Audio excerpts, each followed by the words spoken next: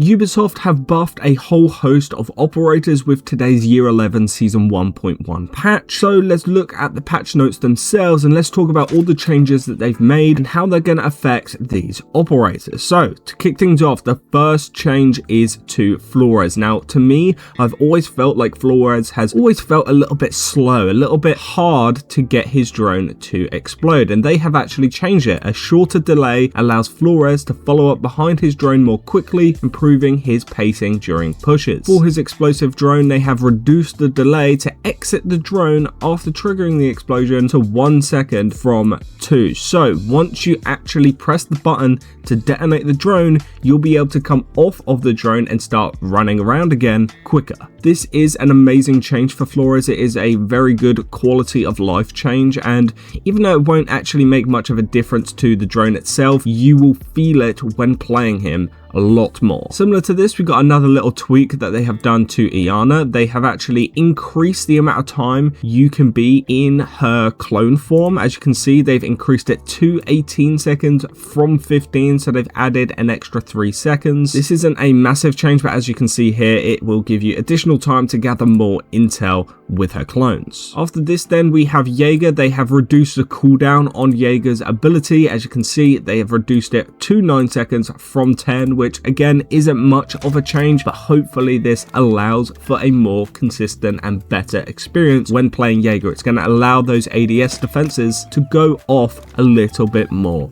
quickly. I have felt that Jager has just been a little bit lackluster in recent years, and this is hopefully going to help him feel a little bit better. After this, we have Nokk. Again, they've increased the duration of her gadget to 13 seconds from 10, so another extra 3 seconds for her, allowing you to, evade those cameras just for a little bit longer. After that, we have Rook. They've increased the health that his armor actually boosts, boosting it to 25 HP from 20, so an extra 5 HP for those body shots as Rook. This is not going to change the fact that, you can still get downed, you can still self-revive. That's all staying. They've just increased it by 5 HP. After this then, we have Wamai. They've also reduced his gadget time to 1.5 seconds from 2. That is his activation time. So as Wamai, when you throw down those discs, it does take a very long time for them to activate, but this will hopefully make it a lot more seamless and effective. So those are all the operator changes for this patch, but they've also buffed a few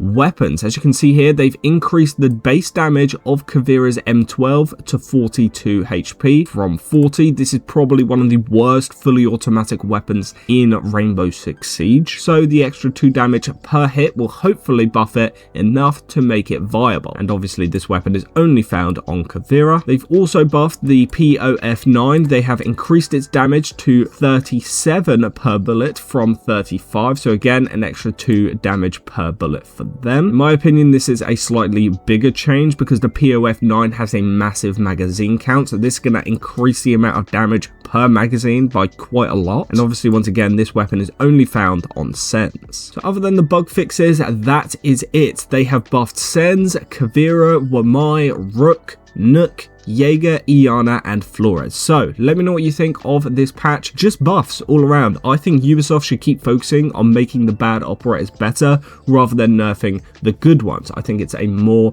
enjoyable way to experience the game. Rather than making everyone a bit mediocre, why don't you make everyone viable, everyone fun, and everyone strong? Thank you guys for watching, and I'll see you in the next one.